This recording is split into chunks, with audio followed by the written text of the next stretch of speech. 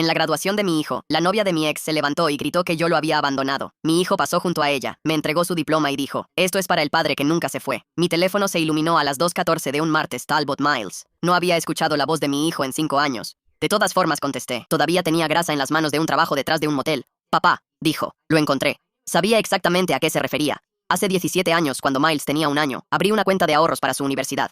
$50 al mes, automático, fácil de olvidar. Nunca la toqué, nunca la cerré. Nunca falté a un solo depósito, ni siquiera el año en que mi negocio casi se fue a la quiebra. Necesitaba esa cuenta. Era lo único que su madre no podía devolver al remitente. Después del divorcio, Denny se mudó 2 horas al norte. El tribunal me dio 2 fines de semana al mes. En papel, nunca me fui. En la práctica, el correo empezó a regresar. Tarjetas de cumpleaños, devueltas al remitente. Regalos de Navidad, cajas aplastadas en la esquina, llamadas que sonaban 2 veces y luego se cortaban.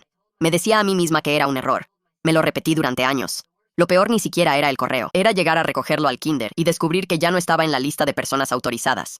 Me quedé parada junto a la reja con mi camisa de trabajo y vi cómo Miles era llevado al auto de su abuela, a unos 12 metros de distancia. Nunca volteó. 3 años después de eso, en el funeral de mi madre, mi tía me apartó y me dijo que la gente decía que yo había abandonado a mi propio hijo. Miles estaba sentado en una silla plegable al otro lado del salón, mirando sus zapatos. No corregí ni una sola palabra de eso. Para cuando Miles tenía 9 años, yo ya tenía una caja de zapatos llena de pruebas, recibos, sobres devueltos, copias de todas las tarjetas que le había enviado. Mi abogado me mostró una orden de custodia que me garantizaba contacto y que Denise simplemente había ignorado. Me dijo que podíamos presentar una demanda, tal vez conseguir la custodia principal para mí. Luego me dijo lo que le costaría a Miles. Evaluadores, declaraciones, un niño de 9 años obligado a elegir un bando en una guerra que él nunca empezó. Cerré la caja. Me dije a mí misma que protegerlo de esa pelea era una forma de amor en sí misma. Algunas noches me lo creía, así que seguí alimentando lo único que ella no podía tocar. $50 se convirtieron en 200.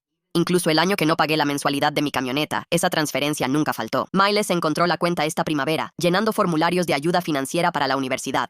Cada depósito durante 17 años estaba a mi nombre. Al principio no lo creyó. Le habían dicho toda su vida que yo fui la que se fue, así que lo verificó. El banco confirmó que no faltó ni un solo depósito, ni siquiera el mes que mis ingresos se desplomaron. El gerente de la sucursal sacó el primer recibo en papel y le leyó la nota en el concepto, escrita con mi letra, para el día que cruces ese escenario. Él localizó a mi antiguo abogado, quien le mostró la orden de custodia, la que nunca me restringió, sin importar lo que él hubiera creído toda su vida.